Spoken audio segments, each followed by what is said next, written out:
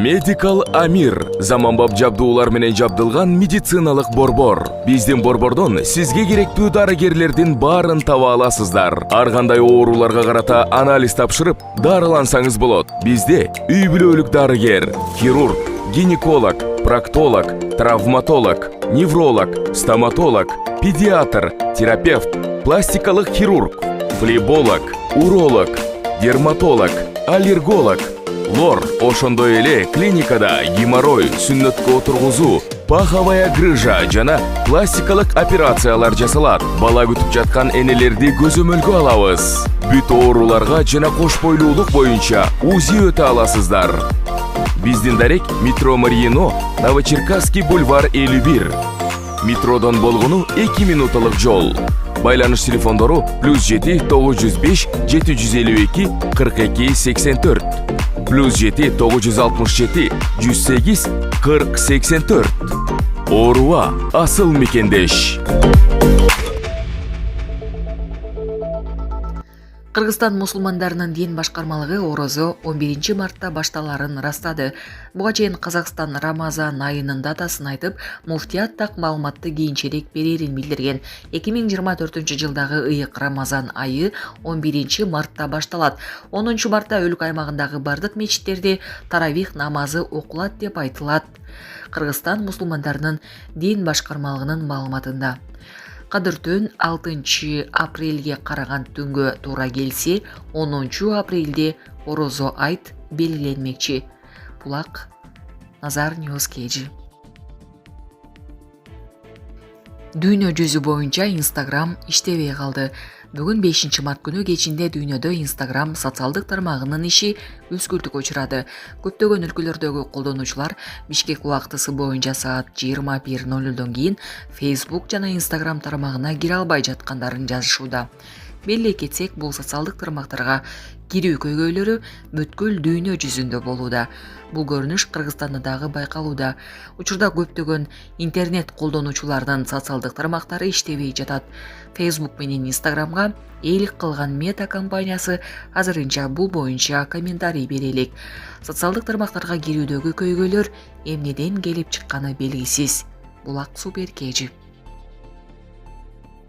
Министрлик үй бүлө курам дегендерге бир катар шарттарды коюуда. Эмгек жана социалдык камсыздоо министрлиги үй бүлө кодексинин жаңы редакциясын сунуштады. Анда үй бүлө курам дегендерге каттуу шарттары өзгөртүлүп берилген. Жаңы редакцияга ылайык үйлөнө тургандарга коюлган шарттар. Расмий катталбай туруп, диний жол менен неке кыйып алып жашоого тыюу салынат. Бул ченемди бузгандар жоопкерчиликке тартылат.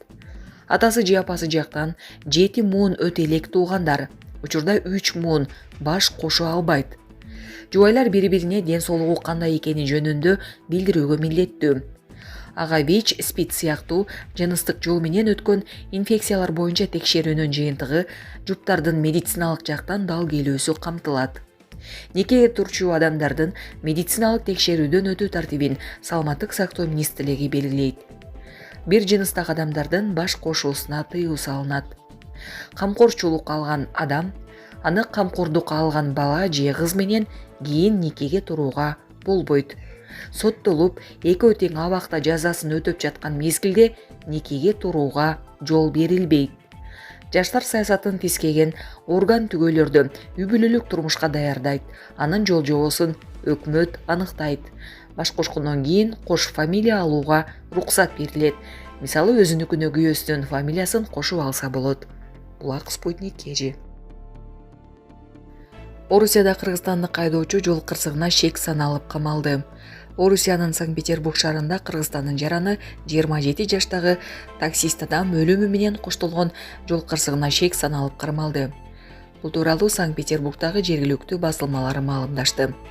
Фонтанка.ру басылмасы жазгандай, кырсык 3 март күнү Санкт-Петербург Мария жолунда болгон. Тергөөнүн версиясына караганда, таксинин айдоочусу жашыл жарык күйгөндө бурулуп, бирок өз жол менен келе жаткан Kia унасына жол бербей койгон. Жыйынтыгында Kia жол четиндеги тосмого урунуп, айдоочусу мерт болгон. Ал Санкт-Петербург шаарынын 34 жаштагы тургуну болгон деп жазды басылма. Териштирүү учурунда полиция кызматкерлери жол кырсыгына таксинин айдоочусу күнөөлүү экенин аныктап, аны кармап камакка алышкан. Маалыматтарга караганда кыргызстандык айдоочу буга чейин да 2 рет жол кыймылынын эрежелерин сактабаган үчүн жоопко тартылган. Бул маалымат боюнча Кыргызстандын Санкт-Петербургдагы башкы консулдугу комментарий бере элек. Азаттын мекемеге жолдонгон суроосу азырынча жоопсуз турат. 10 февралга карата берилген расмий маалымат боюнча ушул тапта 408.448 кыргызстандык Орусияда миграцияда, анын ичинен канчасы Санкт-Петербургда экени так белгисиз. Бейрасмий маалыматтарда бүгүнкү күндө деле Орусияда Кыргызстандын 1 миллион чамалуу жараны жашап, иштеп жүрүшкөнү айтылып келет. Булак Азаттык. Кыргызстан мусулмандарынын дин башкармалыгы орозо 11 мартта башталарын ырастады. Буга чейин Казакстан Рамазан айынын датасын айтып, муфтият так маалыматты кийинчерээк берерин билдирген. 2024-жылдагы ыйык Рамазан айы 11 мартта башталат. 10 мартта өлкө аймагындагы бардык мечиттерде таравих намазы окулат деп айтылат. Кыргызстан мусулмандарынын дин башкармалыгынын маалыматында. Кадыртөн 6 апрелге караган түнгө туура келсе, 10 апрелде орозо айт белгиленмекчи. Булак Назар Ньюс KG.